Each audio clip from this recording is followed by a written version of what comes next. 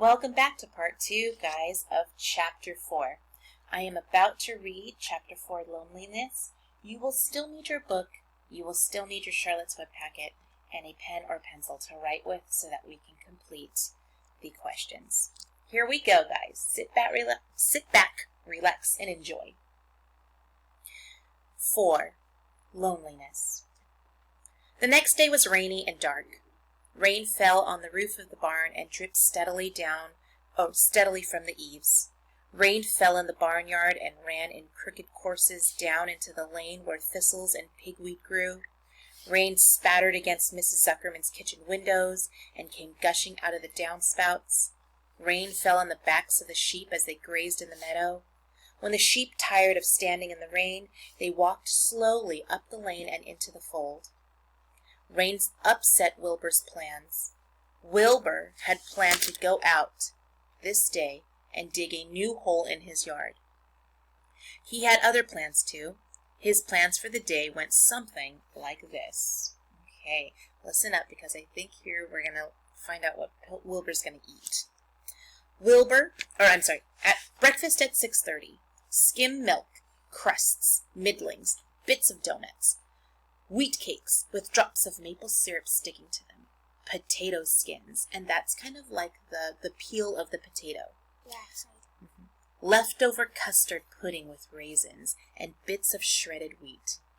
Breakfast would be finished at 7. From 7 to 8, Wilbur planned to have a talk with Templeton, the rat that lived under his trough. Remember, the trough is the place where Wilbur eats. Talking with Templeton was not the most interesting occupation in the world, but it was better than nothing. From 8 to 9, Wilbur planned to take a nap outdoors in the sun. From 9 to 11, he planned to dig a hole or trench and possibly find something good to eat buried in the dirt. From 11 to 12, he planned to stand still and watch flies on the boards, watch bees in the clover, and watch swallows in the air. Remember, the swallow is a type of a bird. 12 o'clock, lunchtime.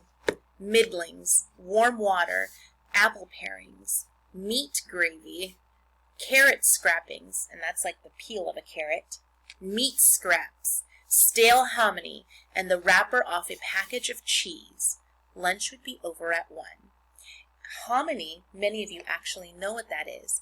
If you know what pozole is and you eat pozole, you know the white stuff in it, the one that tastes kind of like white starchy corn? That is hominy. From 1 to 2, Wilbur planned to sleep. From 2 to 3, he planned to scratch itchy places by rubbing against the fence. From 3 to 4, he planned to stand perfectly still and think of what it was like to be alive and to wait for fun. At 4 would come supper. Skimmed milk, provender, leftover sandwich from Lurvy's lunchbox, prune skins, a morsel of this, a bit of that, fried potatoes, marmalade drippings, a little more of this, a little more of that, a piece of baked apple, a scrap of upside-down cake. Oh, an upside-down cake, boys and girls, is so good. Wilbur had gone to sleep thinking about these plans. He awoke at 6 and saw the rain, and it seemed as though he couldn't bear it. I get everything all beautifully planned out, and it has to go and rain, he said. For a while he stood gloomily indoors. Then he walked to the door and looked out. Drops of rain struck his face. His yard was cold and wet. His trough had an inch of rainwater in it. Templeton was nowhere to be seen, so his trough, right, the thing that he eats out of, is just filled with rainwater. "Are you out there, Templeton?" called Wilbur. There was no answer. Suddenly Wilbur felt lonely and friendless. "One day just like another," he groaned. "I'm very young. I have no real friend here in the barn. It's going to rain all morning and all afternoon, and Fern won't come in such bad weather. Oh, honestly." And when we see print that looks like this, boys and girls, it's called italicized. It's kind of read in a dramatic way. We kind of exaggerate it. So instead of saying, "oh, honestly," we say it like this. Oh, honestly. And Wilbur was crying again for the second time in 2 days. At 6:30, Wilbur heard the banging of a pail. Lurvy was standing outside in the rain, stirring up breakfast. "Come on, Pig," said Lurvy. Wilbur did not budge. He did not move. Lurvy dumped the slops, scraped the pail, and walked away. He noticed that something was wrong with the pig. Wilbur didn't want food. He wanted love. He wanted a friend, someone who could play with him. He mentioned this to the goose, who was sitting quietly in a corner of the sheepfold.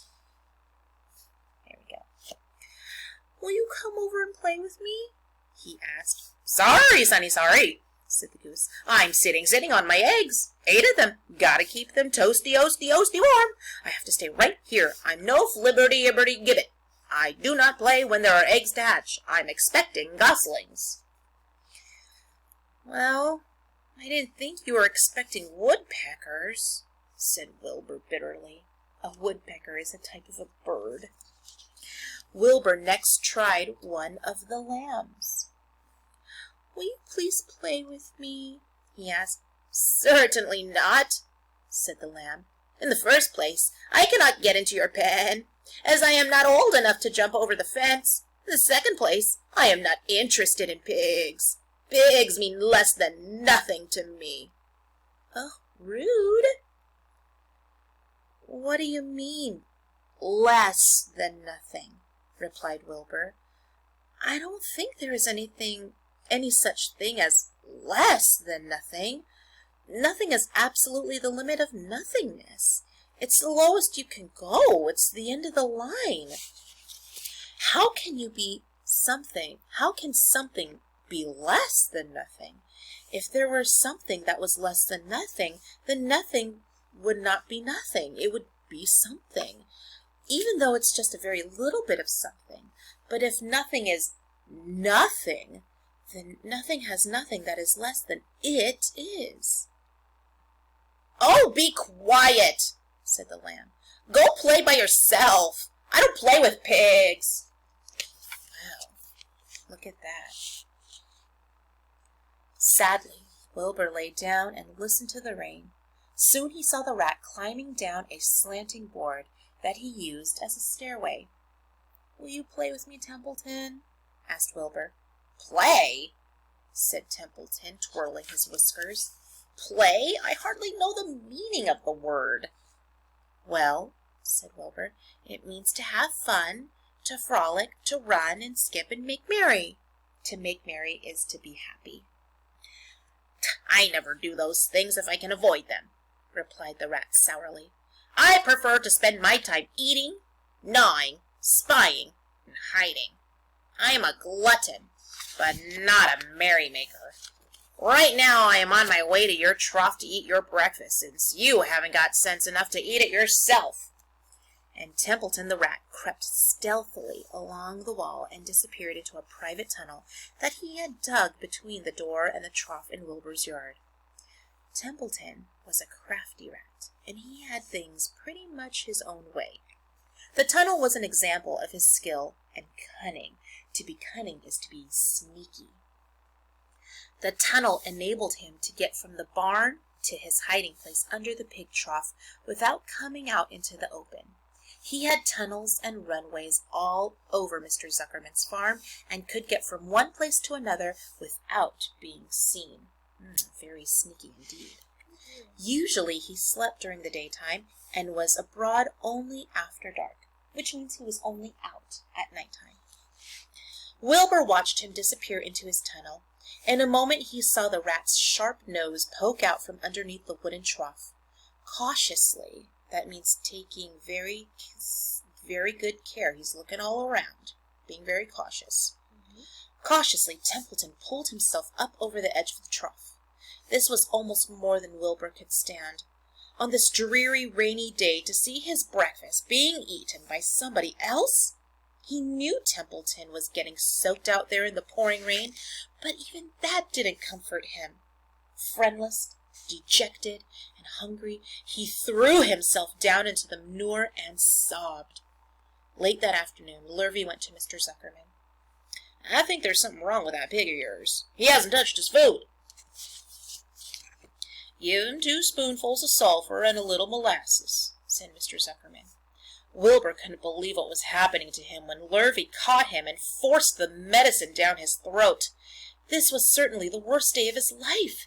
He didn't know whether he could endure the awful loneliness any more. Darkness settled over everything. Soon there were only shadows and the noises of the sheep chewing their cuds, and occasionally the rattle of a cow chain up overhead. You can imagine Wilbur's surprise when, out of the darkness, came a small voice he had never heard before. It sounded rather thin, but pleasant. "Do you want a friend, Wilbur?" it said. "I'll be your friend to you. I've watched you all day, and I like you." "But I can't see you," said Wilbur, jumping to his feet. "Where are you? And who are you?" "I'm right up here," said the voice. "Go to sleep. You'll see me in the morning." And that is the end of chapter 4. Now remember that on the front side of your packet, where you have Templeton, those things that he plans to do, or the things that he plans to do instead, are right on page 29. And some words that we can fill in for Templeton right now. He's pretty what, Lily? Selfish. Selfish, right? He's going in there and he's eating all of Wilbur's food. So go ahead and write that down, boys and girls. I'd say he's sneaky, right? He has all those tunnels built. And another word that they used in the story was that he was very cunning. And cunning, remember I said, could be very sneaky. It could also mean a way to trick people into getting what you want. So when you trick people into getting what you want, it's also known as being very cunning. Okay? So those are some words to describe him. If you think of more words, go ahead and fill it in. But boys and girls, I'm going to let you finish this on your own for your assignment and color in Templeton. Let's take a look at the back. Circle the reasons that explain why Wilbur was upset. 1, I would say it was because he was very lonely, right? He's friendless. He definitely misses Fern. And he didn't have any real friends in the barn, right? He felt dejected and lonely.